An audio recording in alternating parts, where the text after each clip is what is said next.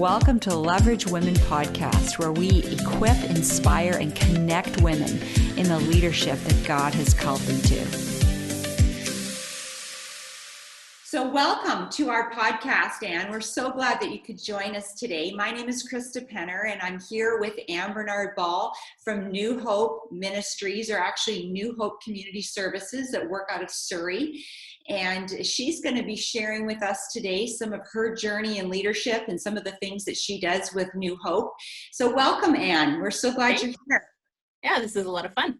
Yeah, it is. We're kind of new to this podcasting thing, and we're doing our best with it. Just really wanting to connect with our Leverage tribe and also with our Fellowship Pacific family. We have a feeling that when we're done here today, we'll be looking at the content and realizing that this is really applicable, not just to women who are in ministry, but to people who are in ministry, people who are joined with our fellowship and want to know what's happening with some of our ministries, our partnering ministries. Because as you know, we really value the partnerships that we have with ministries like your own and the things that you're doing to really be the arms and feet of Jesus in our community. So we're going to just start today, Anne, by getting to know you a little bit. And so I wanted to ask you a little bit about your early life, where you grew up, what you did for fun, how you saw God shaping you even in childhood for the things that he was going to call you to. So I grew up in Cambridge, Ontario, about an hour west of Toronto, but also spent a lot of time in southwestern Ontario in a place where nobody's ever heard, called Durham Centre and Otterville, because my grandparents had a dairy farm there. And because both my parents worked, I spent my summers working on the farm with my grandfather, and loved every minute of being on the farm with him.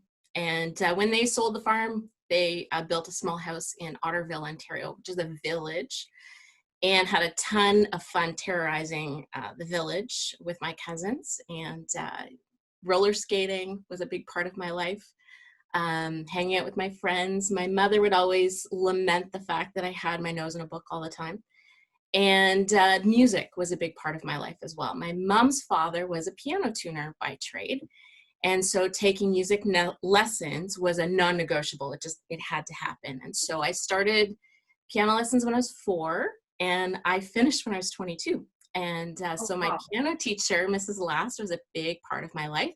At my wedding, she was like an aunt to me more than anything.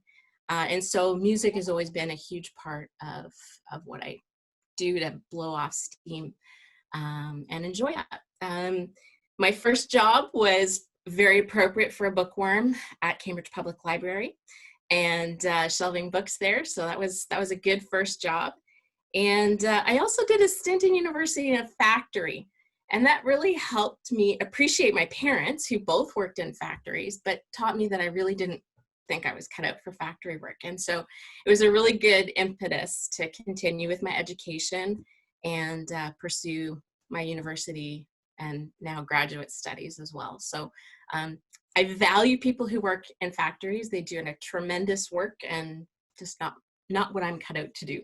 It's just fascinating to hear this part of your journey, because you talk about being a bookworm, you talk about, you know, your education.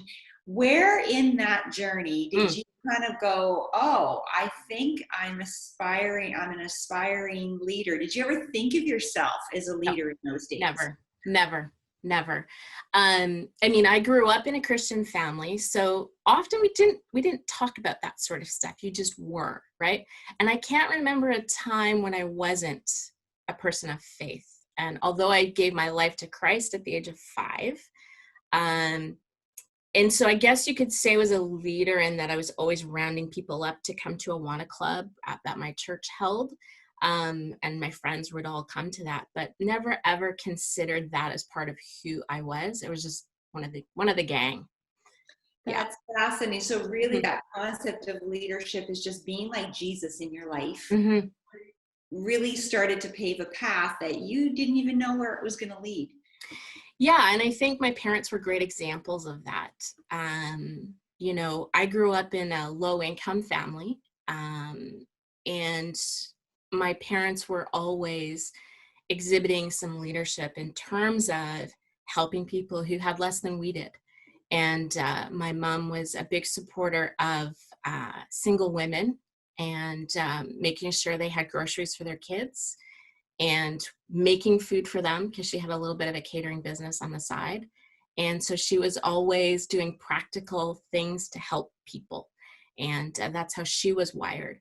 The other thing that happened in her life was there was a breakup in their family between her brother and parents. And my mom was the peacemaker in that as well, and brought the family back together again. And so she hated being the center of attention.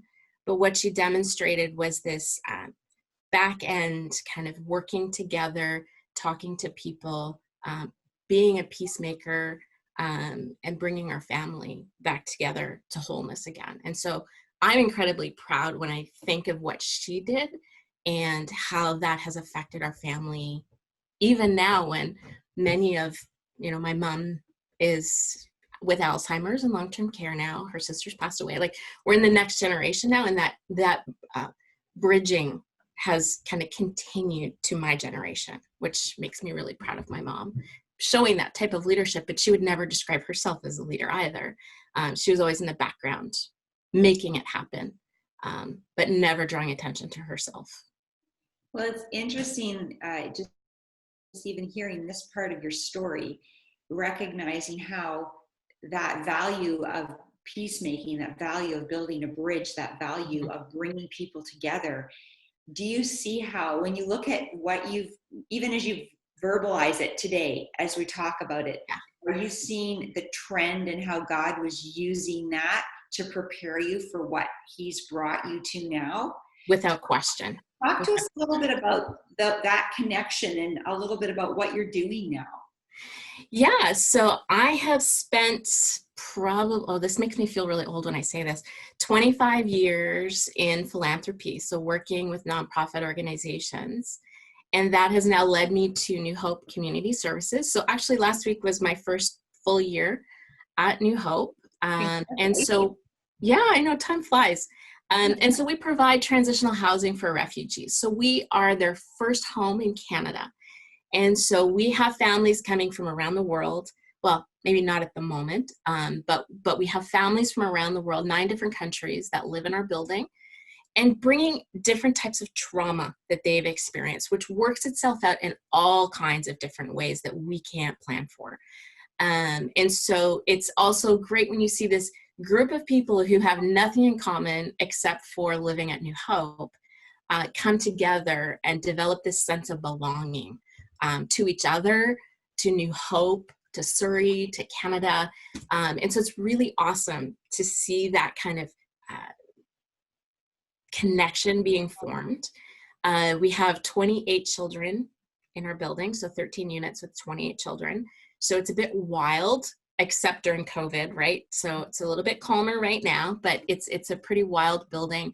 And our newest is 2 months old, and our eldest currently is 14 of the children that live in the building. And so it's great to have the kind of impact on them and work with them and their parents, and just see what God has in store for their life as they adjust to their life here in Canada. And being a family as well. Like, I think it's important, that sense of belonging that I mentioned, they've left behind all of their support network. And, with modern communications and our cell phones, they're really adept at using technology to stay in touch with their family at home, but it's not the same. They don't have people to have them over for dinner. They don't have people to talk to or meet up with. And so New Hope provides a lot of that community for them that they've left behind. It's interesting when you talk about just that last little phrase, even just they don't have any community here that or a support network like they had back home. And I don't know how it is for you, but I'm recognizing, as we've been all isolated at home during this pandemic, that how much we need that. And how easy I'm finding, what's been fascinating is how easy it is to sort of turtle back into a shell and kind of be, as my one psychiatrist friend says, have COVID gloom. She's a doctor of psychiatry, and she phoned me and she goes, I'm having a bit of COVID bloom. And I went, no, that's a good way to put it. Yeah. You sort of turtle back into this place, and it's very isolating and it's very lonely. And yet there's something inside you that hardly has the energy to overcome it. Mm-hmm. So when I think about that affecting me in the middle of my community where I know everyone, I can't even imagine how that is for these new families coming in. It's almost like instead of the hurdle of one wall right now, they've got the hurdle of two walls right 3, now. because you've got to layer on that language barrier on top of it, right? Yeah. And so they can't read a road sign, or and I'm overstating it because many of our families do have some very basic English. Some don't, some do. But you've got that layer on top where, you know, colloquialisms that we would use in our phraseology when we speak, they don't understand what that means. You know, so it's different. And we're grateful during this time that they're so adept with technology, because we have WhatsApp, which has been brilliant. And so we've got people reading stories over WhatsApp to the kids, and, you know, keeping in touch. We do Zoom with our families. We have pizza parties over Zoom so that everyone can see each other. And so we're learning, we're re-engineering what we're doing on the fly right now. And it seems to be working well. It doesn't replace the face-to-face. You know, certainly it's hard when you have a family who moves out and you can't hug them goodbye. On Friday, we welcomed a new family into our building, and you couldn't hug them hello or do the face-to-face that we would normally do. It's done differently, but the work continues. Yeah. So there's been some creativity and ingenuity that's had to take place as you've led your team. Mm-hmm. What does that look like? Like when this whole thing, you know, because really what we want to talk about today is what's happening in New Hope, and also just this paradigm of leading people. And what are some of the things that you've done to inspire the people that you work with, keep them committed to what they're doing, and get creative in overcoming some of the obstacles you're facing? Mm-hmm. Well, I think a lot of it is, I don't know that it's necessarily me. It's a team effort. And certainly we have gone to WebEx because it's free for all of our team meetings and things like that. It doesn't replace the face-to-face. So we've gone through like a grieving process, I would describe it, where we've lamented over the fact that we aren't what we were, and we aren't what we want to be. But there's been this creativity. And I think once you kind of start going through that grieving process, some of those creative juices start to kick in. And so, you know, a lot of it is around the team generating. Because if it's an edict from me, it's very different than if it's team led and it comes from the bottom up, so to speak. And so it's providing the opportunity to have those kind of conversations and giving people freedom to dream differently. And so it's involved simple things from the beginning around providing bubbles and having kids blowing bubbles on their balconies, and you know, donors offering books and educational workbooks, and doing book drops around the building so that families can have some books and some workbooks for their kids. It's about trying to find ways to do community differently. And so, you know, we had a donor fund pizza for every apartment in the suite, and then we launched a Zoom call with the whole building. We launched doing we have a kids club that we do every week. We launched doing that on Zoom last week with scavenger hunts, Lego building contests, all kinds of stuff. We've also learned how to use our phones again. You know, it's about having phone calls and checking in with our families, making sure everyone's okay. It's also been really interesting because this is a season of move-outs for us. We had about 8 families scheduled to move out between January and August. And so we said to our families, you know what, it's COVID, don't move. It doesn't matter. Stay with us. We want you to be safe, and we don't want you out there looking. But because no one else is out looking, there's some great affordable units that have come on the market. And so a lot of our families have chosen to move. But for us, the borders are closed. So where do we find families to now move into our building? And so, you know, we've got a number of families who, when they come to Canada, end up in a shelter. And so we have a family that moved in from a shelter on Friday, and we have another family currently in temporary accommodation who came into the country just as the lockdown was starting, who will likely be moving in at the end of the month. And so Those pieces are important for us. And, I look at lockdown and the borders in particular, and I think about all of the people who were scheduled to move here and everything just suddenly stopped. And now they're in really precarious positions in dangerous places, in urban settings, most of them, with no ability to work, no food. Where are they living? Are they on the street? And so I'm really anxious for the government to open up the borders, even if we have to put in some tighter quarantine methods for them when they arrive, but they need to be in a place of safety. And so I'm hoping that will change soon. So, we've got a lot of creative things. I mean, one of the challenges as a leader, you think about it, money. And for us, 70% of our money comes in between September and December. Well, what does that look like for us this year? I don't have the answer for that. And so there's a certain amount of tension and anxiety that comes with that. But there's also some creative thinking around that as well. And stay tuned, but we have some ideas on what we can do around that to make sure we're still around long term to help families who need us.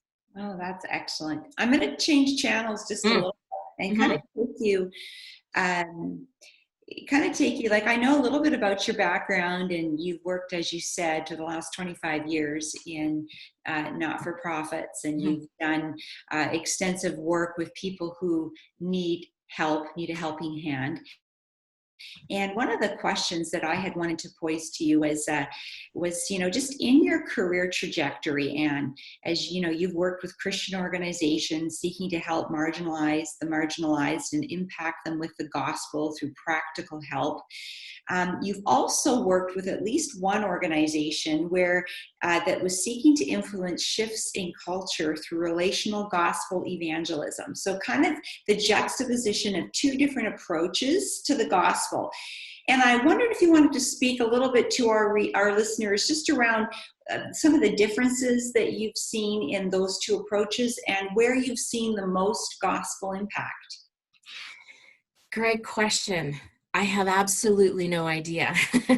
I think part of it is that it's impossible to tell. I think that, we plant seeds throughout our work, and we don't necessarily get to be the people who water them and then pick the fruit at the end of the day. So I think it's really hard to say what that looks like.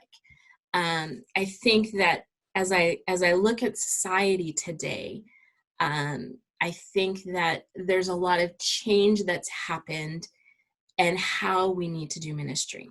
And so, I think at Power to Change Campus Crusade, it was very much about proclamation ministry. And now we've got people who are on university campuses who've never heard of God. And so, campus ministry started about sharing your faith. Now you actually have to take it 4 or 5 steps backward. You can't assume that someone has heard who God is.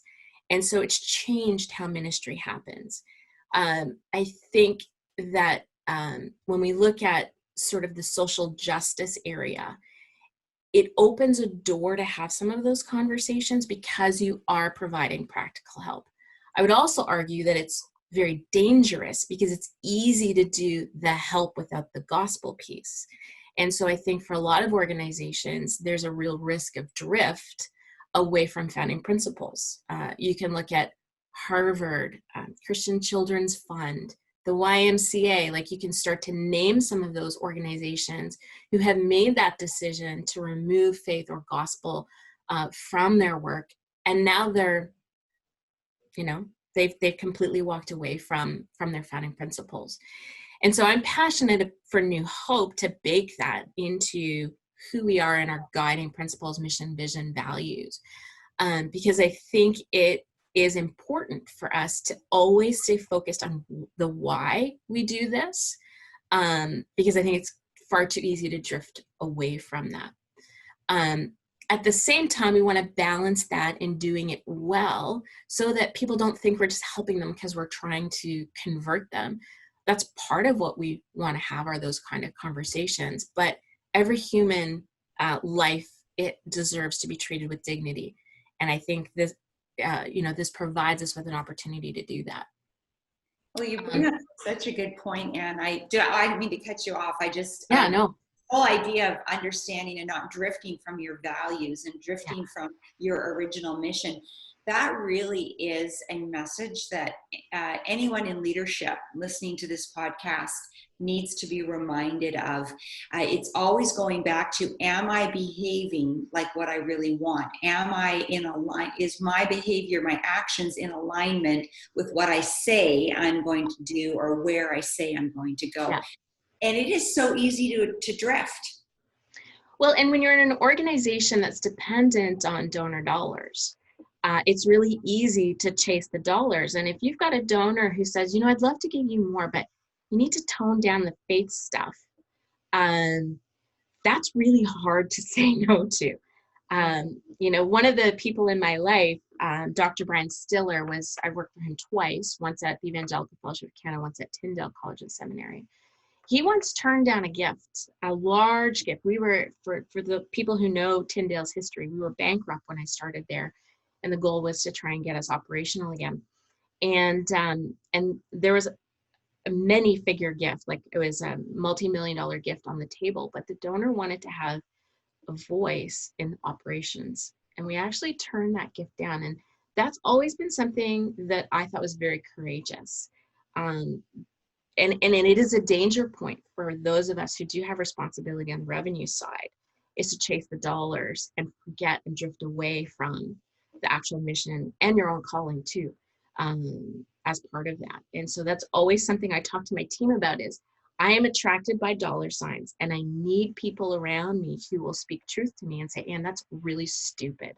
And I value those people in my life because, you can get full of yourself very, very easily. You can chase those dollars and ruin something really, really good by doing that. Yeah, it's a really good point that you make. I'm really glad that you brought that up, because I think that we do struggle with that. We struggle with, it's almost like it's a little bit of the ego thing and the people pleasing thing kind of intersecting together, and then you're in a place where you can make a decision or the decision falls on you. And so that idea of having accountability with your team, with your board, and also just that continuous reminder about what your mission is. I know in our organization, we do little pop quizzes with our mission, and we do little pop quizzes with what our values are. And we got to like fill in the blank, literally in a staff meeting. And it sounds so crazy and so fundamental.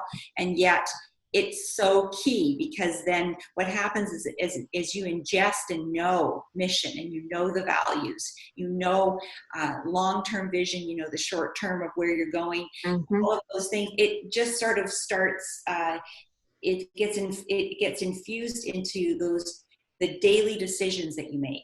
Right, exactly. Yeah, and it actually makes those bigger decisions easier to make. Exactly, because you already know, oh wait, this doesn't fit through my filter, therefore we cannot do it. Some of us are a little bit slow. Like I had a situation a couple of weeks ago, and I saw dollar signs. I'm like, I can totally make this happen. And I'm figuring out how I was like, wait a second. Don't. Like, stop trying to make a square peg fit into a round hole, because it's not meant to be. Just leave it alone. And what's interesting is you talk about it in the context of dollars and cents. And I, in my brain, immediately go to even programs. So it's not just the money, but it's even, somebody comes along and says, I'm going to give you money for this program, or I'm going to help you get some program off the ground within your portfolio. In my instance of Portfolio U, it's an entire organization. And you go, I can make that work. Let's see, we massage it this way, or we describe it that way. It could potentially be a thing. Exactly. And a year down the road, and you're like, what are we doing? Like, we are spending an exorbitant amount of our time trying, as you've said, just fit that square peg into a round hole. And you realize how quickly in your leadership you can make a decision that takes you off course. Exactly. From where you had planned to go. And so I think that's such a good reminder for all of us who are in leadership to get back to the basics. I was just, I got an email this morning from my a dearly loved family member helping me understand the conspiracy that's happening right now during COVID. And, you read and you have this big panic and, it's all the way back to the League of Nations in the early part of, the 1900s in the home, you're looking at all this and I'm like, oh, Lord, give me Psalm. I wrote Psalm 16 out on a piece of paper. And one of the key phrases in there is where David says, Lord, in you I am secure. You are my insecurity. You are my security. And I've written in my Bible from even before today, it says in there, no more insecurity. And it's getting back to what's really important. When your feet hit the ground in the morning, I'm here to serve the Lord with my life. What's going to happen tomorrow, I cannot control. What's even going to happen this afternoon, I can't control. Mm-hmm. Mm-hmm. So it's such a good reminder Absolutely. in what you're saying. So that's excellent. I'm going to ask you another question because these are really great and you've got such great answers. Want you to tell us what gives you the most satisfaction and joy in your role as the executive director at New Hope. That's hard. I think there's so much. I look at our families and their resiliency. They've been through so much. What I like to say is they have been through the things that you and I have watched on television from the safety of our living room. They've actually lived and been through that stuff. And so to see them come to Canada, to see their kids start to thrive in school, to see them, pick up conversational English, that is incredibly rewarding. I think I'm incredibly proud with the team. And that gives me a great sense of joy in seeing how they've managed to navigate through COVID. There's no playbook for this. I was in Toronto during SARS. I remember working in child welfare. There's a lot of concern. We put some parameters. It was nothing like this. And seeing how the team has kind of gone from this kind of grieving process to a processing to a what do we need to do to how can we do it better? How can we do it different? How do we do this long term? I think it's been really, really great to see that gelling effect that's happened. Doesn't mean it's been easy. Doesn't mean we've all agreed in what the best approach has been. But I'm really proud of the depth of care that they have for the families that we have in our building. I love our community dinner. So every other week, we have a church or a group that comes in and provides a meal for the entire building. So they're feeding 65-ish people. And watching our families, who again, only reason they know each other is that they live in our building, enjoy each other's company and have fun, is beyond words. And watching our staff, one of our dinners in February, I'm always in the middle of the action. And so I kind of took a step back and I just wanted to observe and see what was happening. And, I saw every staff member go to every single person, every single child, greet them, welcome them, talk to them. And it's really a beautiful thing to watch. Language barrier, you make yourself known. We do conflict resolution by Google Translate, which is a very interesting process. But just watching our team do all of this stuff, it's just like, wow, this is amazing. I think despite COVID as well, just watching how God has just been providing for us, I could sit here and weep over. Doesn't mean we're not rolling in money, but all of our needs have been provided for at this moment in time. And to me, that's an affirmation that what we're doing is on target, we're honoring the Lord, and we're making a difference for the kingdom. And so those, I think, are the key things that give me a deep level of satisfaction. I think when you're in a small organization like New Hope, it expands your horizons. When you're Power to Change a big organization, right? $35 million organization, a couple hundred employees, and you have a lane and you stay in your lane, right? the joy of being in a small organization is there might be lanes, but there might not be. And so there's just a lot of freedom, right, to learn new things. And so watching some of our staff come in, our summer student come in and learn and experience new things is great joy for me as well. Watching them grow and blossom in who they are and figuring out what God has for them in their life is also really satisfying for me as well. Oh, that's really beautiful. I wanted to ask you that question because I remember hearing you talk about New Hope at that breakfast we were at back in January, and you lit up. Like, you were articulate. You told us a beautiful story that helped us understand what New Hope Community Services is all about. And it inspired me to want to know more. And I thought about that in the context of being a leader. Part of your job is to inspire. Part of your job is to tell the story. And as a leader, we need to understand the narrative, and we need to ask ourselves the question, is this narrative touching the deepest part of me? And am I inspiring a vision in others because I've been inspired? And I see that in you. It's such a beautiful thing to see, and you make me want to know more about what's happening at New Hope. But you also make me, you also instill confidence in me that I could work for you because you're a great leader. And that's part of what we need to be building in ourselves in order to do the stuff that God's called us to do. And so, as we wrap this thing up today, I just want to ask you a question, and I don't know what your answer is going to be. I'm curious to know, but you're a seasoned leader. You've been down the road a while now. You've worked for a number of organizations. You and I have had some amazing conversations over the last number of years just about leading and the dynamic of people and team and all of that stuff. And if I ushered you into a room and it was filled with young women who were in their 20s, and they were all aspiring to be leaders, what would you say to them if I handed you the mic? I would say a few things. I would say it's okay to stand alone.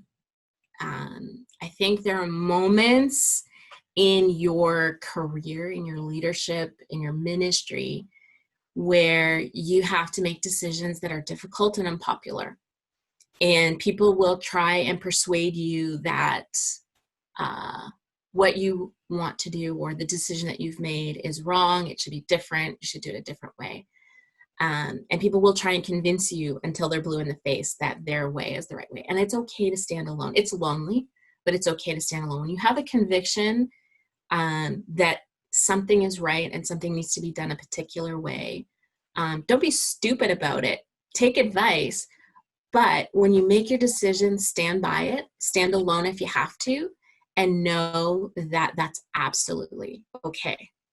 I would say you are a confident woman and you have every right to be at the table, and you need to show off the reason why you're at the table and never apologize for being a female. We have an incredible amount of gift to offer, and you sit at that table because you are there because you deserve to be there. I would say be bold and take risks, but be smart about it. I think there are a few things when I look back, there are a few risks I wish I had taken, but I was a little too conservative. And so, take calculated risks, be smart about it. But there are times in your life where you need to bet the farm.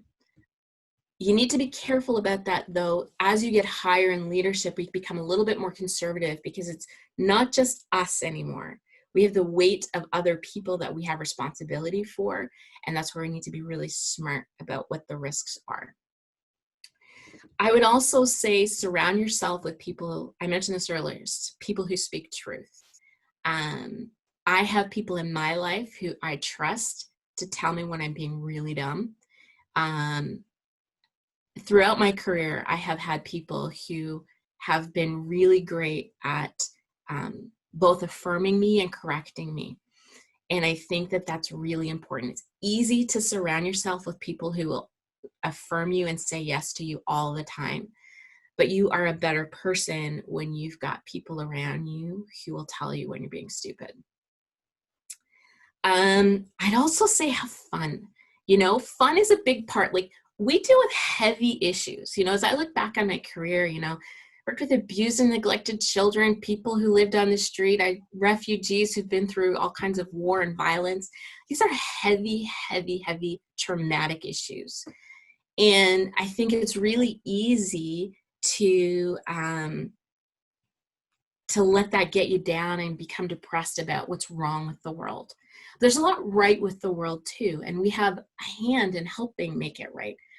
But I think it's important to have fun with your team, with your family, find ways to blow off steam that restore you and not numb you. So figure out what those things are in your life that help restore you, and really latch on to those things. I'd also say be well-read and a lifetime learner. I think that when we stop learning, we stop growing as a leader. I think there's tons of great resources available to us, which we take and you apply, and nothing's ever perfect. It never ever fits like hand in glove, but there's still ideas that we can apply. And then the final thing I think I would say is be confident in who gives you your strength. Proverbs 21:31 talks about being ready for battle, but the victory rests with the Lord. And so in leadership, we have a responsibility to plan and strategize and do all those sorts of things. But at the end of the day, it's really God who is in control. And so I find that incredibly reassuring because I make a lot of mistakes. I make bad decisions. I do stupid things. But at the end of the day, I know that God can take my attempts and make it into something beautiful. And so victory rests with him. And to me, that's really important, is to remember who you're grounded in. Oh, that's really beautiful. I couldn't agree with you more. I think that group of 20-something-year-olds sitting in that room would get some really sage advice from you. And yeah, take those risks. I listen to your story and I listen to some of the things that you've said and go, oh my goodness. Yeah, I've done the same thing. There was times I should have bet the farm on a few things. And there are times when I have tried to do things in my own strength and not remembered where my strength comes from. It's applicable across the board. It's everything from the insecurities that you have to the decisions you make or you don't make, or the places that you go. It's the whole, you can question everything as a leader. You can get up in the morning and really, by the time you've had your first cup of coffee, convince yourself that you probably should resign and do a sourdough starter. Like, that's kind of what we can do. And I think sometimes in this paradigm of leadership, we need to be reminded that we are not alone in those thinking processes, that we all go to those. Even the most successful, seasoned leaders get up in the morning, look in the mirror and go, what in the world? Absolutely. Like, how is it me that's doing They even have a name for it. It's called imposter syndrome, right? I'm an imposter. Why am I here? Yeah. I've faked it all the way to get to this point, and nobody's figured it out yet. Oh, I know. I figured it out. Yeah, I couldn't agree. I mean, I can tell you times when I've been sitting in the front row at a conference and they're about to introduce me and I'm supposed to go up and speak, and I'm looking around and going, why am I doing this? Somebody else should be doing this. What? And I'm like, Lord, help me. I don't even know what I'm going to say when I get up there. Like, that's what goes through your mind. Yeah. And so very good advice. Very good advice. Okay. I said that was the last question. I have one more last question. Okay. Just want to know, I want our readers, our listeners, I keep saying readers, our listeners, to know, what kind of books are you reading these days? Oh, great question. What's a fave that you think people should read? So right now, I've been doing a lot of inner work because I'm not really good. So some of your listeners will have Berkman. So I have a very extremely high activity score. I'm a 97 out of 100, and I have a thought score of 4. So I'm moving and I'm making decisions, right? Like I'm moving and I don't take time. And I feel like if I sit down and I contemplate and I think of all the other things I should be doing that are much more productive. And so I really struggle with that in my life. And so I picked this. Oops, I got a big post-it note of notes on the front. I'm going back to Dallas Willard's The Spirit of the Disciplines right now. So this is one of my books. I'm also working on a master's degree. So a lot of what I'm reading isn't what I would necessarily choose to read. So I'm reading on humanitarianism and suffering. I'm also reading Alexis de Tocqueville, On Liberty by John Stuart Mill, and The Theory of the Division of Labor and Society by Emile Durkheim. So a lot of philosophy at the moment as I'm beginning the thinking part of my thesis. So not a lot. So this is my good one. The other one, do I have that here? No, I don't have it on my desk. My board has just gone through the book Mission Drift, which is written by, it's a faith perspective, but it talks about how easy it is for faith organizations to drift away from their founding values. So those are the big ones at the moment. That's excellent. I know that I have to stay on track with reading something that keeps me focused on the right stuff. We read quite a bit, of course, with our organization also, but what's hit me lately is that book, You Are What You Love by James K. Smith. Oh, it's on the liturgies and rituals, that really it's discipleship seen through the eyes of liturgy.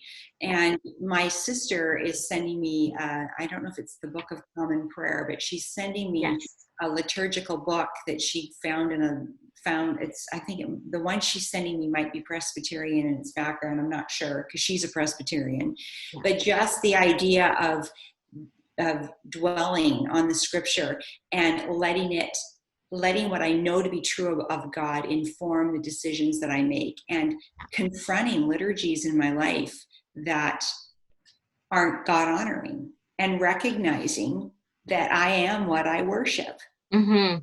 And what am I worshiping? How am I worshiping? So it's been really good. I like to get up and go also. My thought score is a little higher than yours, Anne, but I did know you're wearing a red sweater, which would really speak to your high activity score in the Berkman. Really? Okay. Yeah. Just saying. I'm just saying. Just kind of going back on the liturgy, one of the other great books that I use on a daily basis is The Divine Hours by Phyllis Tickle. And so that comes from, I believe, like a more Catholic Anglican type of perspective, but it has morning, midday, and vespers. And it's a walk through a psalm, some scripture, common prayer, prayer for the church. And I have found that really helpful for me in my faith, and some of the struggles I've had over the years with it. And so that is really sort of a grounding thing for me every morning. A little bit lax at noon because, it's a thick book and I don't carry it around with me. But morning and night in particular, I found that really, really helpful, and I appreciate the liturgy in that book. So yeah, The Divine Hours. So it's winter, spring, summer, and fall. Oh, that's very interesting. Yeah, that sounds good. I know that the discipline of getting my nose into the scripture, it does something to my soul. And that's really what James K. Smith talks about, the change in taking it from here, from your head, and having it actually move your heart, and how it doesn't happen overnight. It's a long obedience, as Eugene says, in the same direction. And it's been really powerful. Well, you know what? I'm just so grateful that we could spend this time together. I know you are a busy woman. You've probably got an appointment right after this. So we are going to sign off, but I want to thank you. For our listeners, you'll find that when we post this podcast, we will have information on New Hope Community Services, a website. So if you wanted to get in touch with Anne, you were wanting to give a donation to New Hope, you want to know how you can help or get involved if you're in the local area, we will have information available for you to do that. And Anne, I just thank you today for taking the time to have this really great conversation. Really great way to get the day off to a good start today. So Thank you for inviting me. It's been fun.